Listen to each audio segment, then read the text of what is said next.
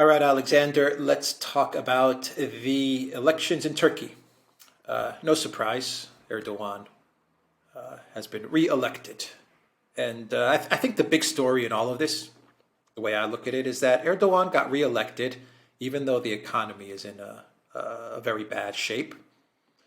And he got re-elected pretty much because he took an anti-West stance and a pro-neutrality stance with regards to the war in Russia and Ukraine. Now, Erdogan has, as you've said many times, a very complicated relationship with Putin.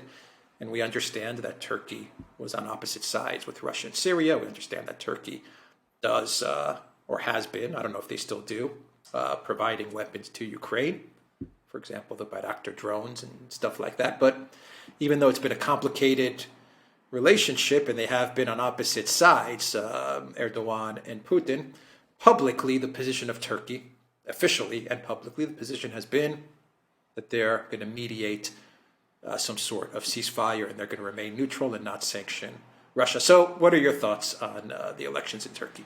I think you're absolutely correct. I mean, the first thing to say is, Erdogan has been around for a very long time now. He's been leader of Turkey in one form or another, either as prime minister or as president or as somebody who's operating there in the background. There was a time when he wasn't holding either of these posts, but he was clearly the leader.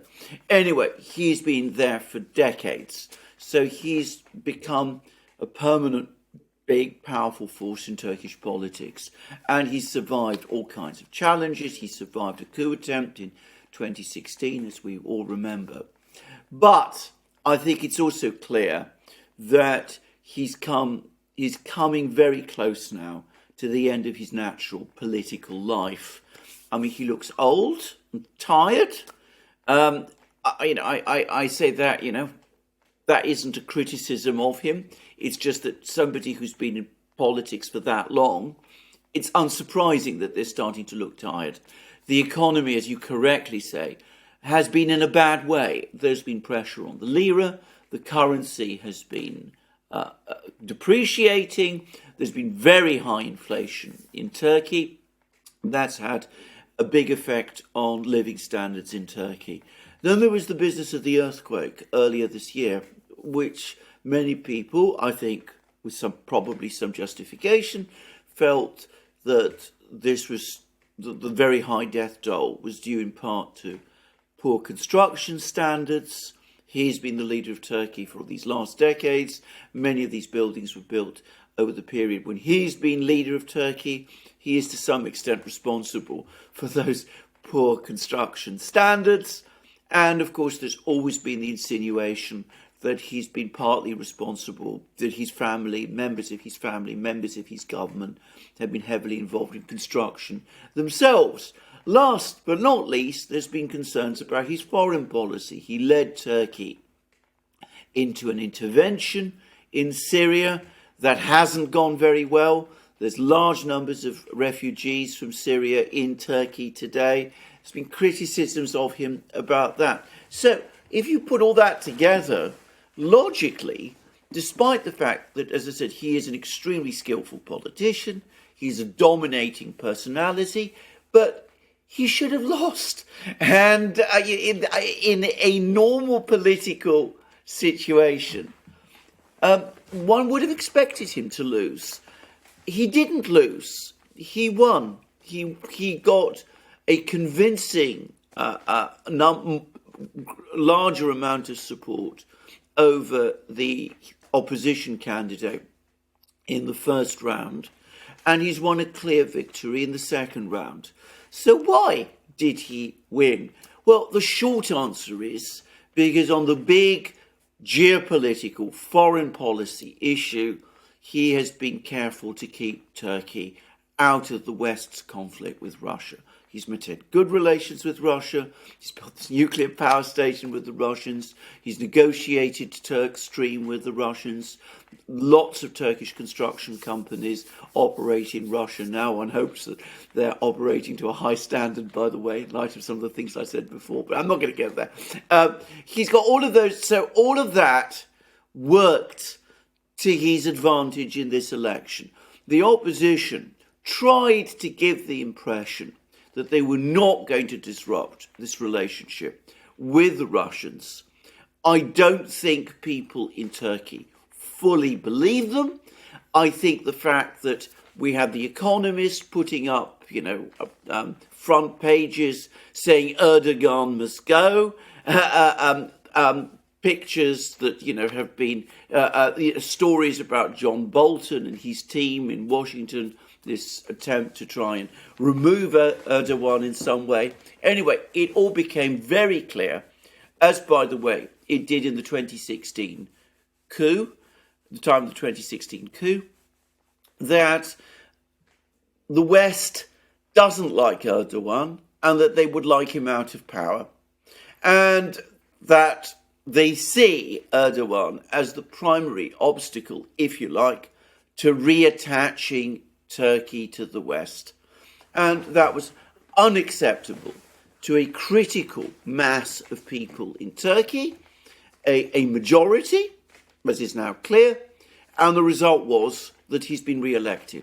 So, I mean, you have to unpack that, but it's absolutely clear. I'm going to say something else. I mean, it's clear to me that this election result was not rigged.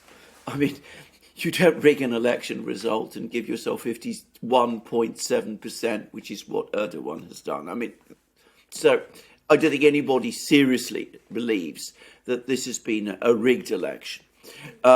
And as I understand it, the opposition has now accepted the result, which looks like somebody's made a decision. If anybody was thinking about a colour revolution attempt or anything like that, they've put that to one side because they understand that a critical majority of the Turkish population are opposed to it, and that the key power structures in Turkey would be opposed to it as well. So, Western policy, Western attempts to get Erdogan out have instead extended his period in office.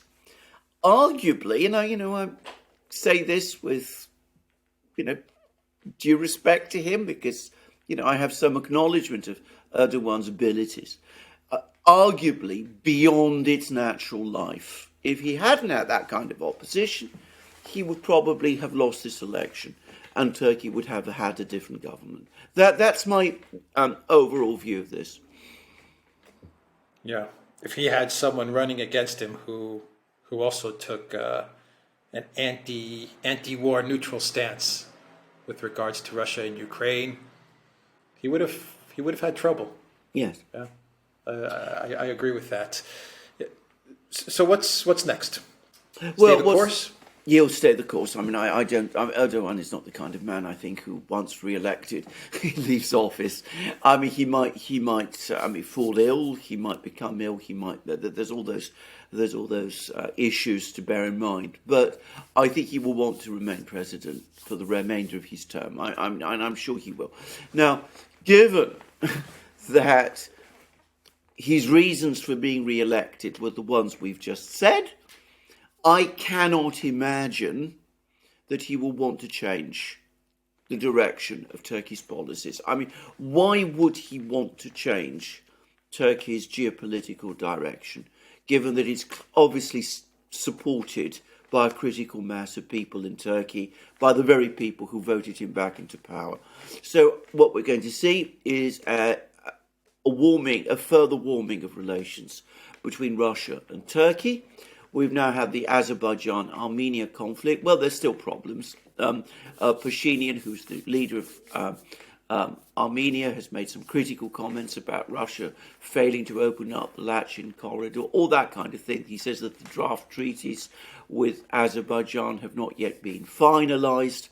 But I think that the reality is, sooner or later, that whole situation is going to be normalised. That's going to remove one important remaining issue between Turkey and Russia, because, the Southern Caucasus is going to be stabilised, and at the same time, the next big step, the one that we're all now waiting to see, and it's going to come, I suspect, sometime over the next couple of weeks, is this three-party meeting, Assad, Erdogan and Putin. And the Turks have been talking about this. Apparently they don't want the Iranians there, not because they're not friendly to the Iranians, which they are, by the way, but it's because Erdogan wants it to be a summit meeting between himself and Assad, and he wants Putin there, presumably, as some kind of broker.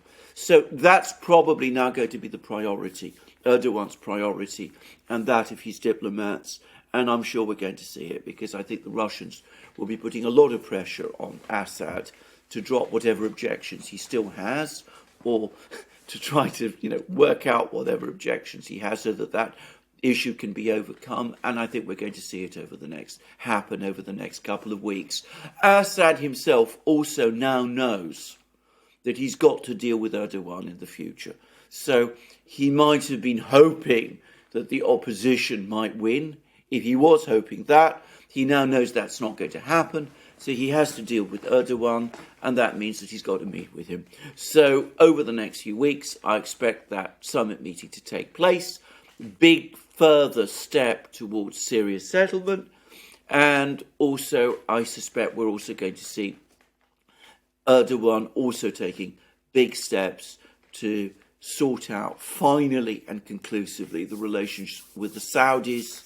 MBS and Erdogan will want to make up and put the Khashoggi affair behind them. Yeah. Okay, so the other big issue, of course, Russia-Ukraine. And Newsweek came out with an article already, and they said this was a big win for Putin, because obviously Putin is pulling all the strings. And you have the neocons, the John Boltons, who I doubt they're going to give up their regime change efforts in Turkey. So what do you see going on there? I mean, one of the big pluses for Russia with Erdogan's win is the Black Sea. I mean, oh, absolutely. There were rumors. I'm not saying this is what was going to happen, but if Erdogan lost, there were rumors that the Black Sea may have been an issue for Russia in this conflict. They would have changed their stance with regards to the Black Sea and which ships can enter and which ships cannot enter. So it is, I guess you could say, that this was a welcomed outcome for the Russians. Obviously, it's not Newsweek level. Putin is pulling the strings. That's ridiculous. But obviously, the Russians are going to see this as okay. Stability, we know Erdogan, that's good. And the neocons, the European Union, the collective West, they're going to be bitterly upset and disappointed. Absolutely. I mean, can I just say, I think that the relationship between Putin and Erdogan is a very complicated one. At one level, they clearly have a great deal of mutual respect for each other. At the same time, they've quarrelled, they've had arguments. Putin has publicly admitted that he finds Erdogan a difficult man to work with. I mean, he's actually said that in public. So it's not been an easy relationship, but they have found that they can ultimately always find some kind of way of working together. The Russians have made a big investment in building up the relationship with Turkey. And at this particular time, with the war in Ukraine unresolved, there's no doubt at all that the Russians would have wanted Erdogan to win, and they will breathe a sigh of relief that he has. I mean, just to say, I don't know whether the opposition would have opened the straits. Perhaps they would have done. In which case, if you'd had British and American warships operating in the Black Sea, even if they'd taken no direct role in the fighting, that would have been a massively complicating factor for the Russians. So, they would not have wanted that. So, from every point of view, they're dealing with someone they know. The relationship that's been forged with Erdogan and with Turkey is going to continue.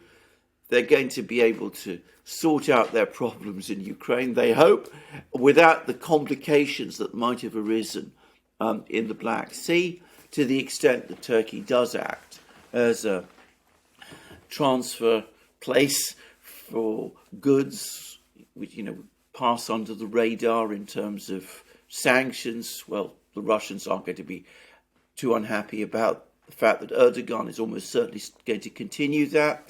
There were problems with the Mir card earlier, the acceptance of the Mir card by Turkish banks, but that has apparently been resolved.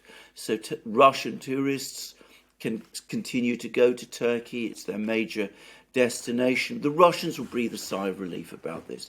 They did not engineer this outcome. And to talk about this as a win for the Russians, for Putin himself, is to misunderstand the dynamic. As I said, this is a complex relationship. The Russians have had to devote an enormous amount of time to working with Erdogan. They've never found him easy. I'm sure that there must be days when people come along and tell him, we've got Erdogan on the phone and he's very anxious to speak to you. And he must say to himself, oh no, not again. So, it's not been an easy relationship. But there it is. It has been a relationship. It has worked. It is putting down roots. And from a Russian point of view, the very fact that Erdogan was able to win this election because he stands for good relations with Russia and for Turkey's neutrality in the Ukraine war is perhaps the biggest plus of all. Now, I just want to mention here that it seems that the third candidate, Mr. Sinan Oğan, and I understand that's the correct pronunciation of it, the key point to understand about him is that he clearly is someone who wants good relations with Russia. I've had a very helpful email from a viewer in Turkey, in Ankara, in fact, who's discussed this all at length. And it turns out that Mr. Oğan has connections with Azerbaijan. He's apparently on friendly terms with President Aliyev of Azerbaijan. But most importantly, he studied in Moscow. He obtained his PhD at the Moscow Institute of International Relations, which is Russia's most elite foreign policy school. He speaks Russian. He's published books in Russia. He is someone who clearly has connections with Russia, knowledge of Russia, much greater knowledge of Russian affairs than Erdogan himself does. And the very fact that this person, whose background is well known in Turkey, there's nothing secret or mysterious about this, was able to do as well as he did in this election and act as the kingmaker, in itself reassure the Russians that this is a sign that this shift in Turkey's geopolitical position is for real, that this isn't something where it all depends on one man, on Erdogan himself.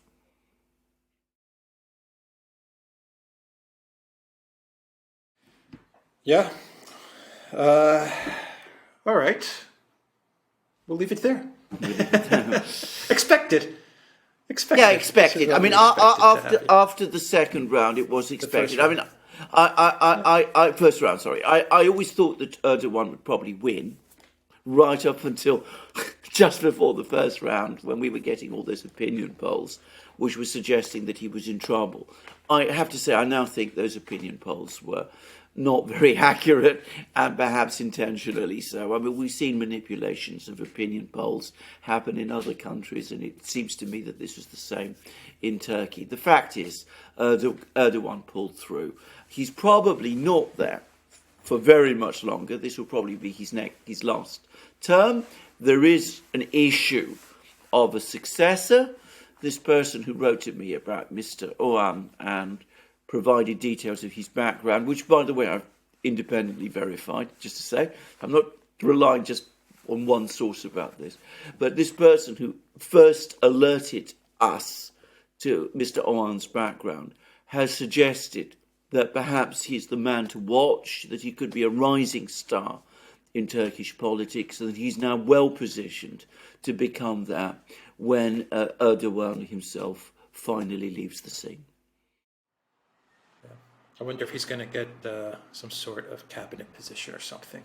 Well, that will be a very interesting thing. I mean, it's been suggested that he probably won't want it, but, well, whatever. We'll see. All right, we'll leave it there at theduran.locals.com. We are on Rockfin, ODYSEE, BitChute, and Telegram. and go to the Duran shop, 10% off. Use the code. Good day. Take care.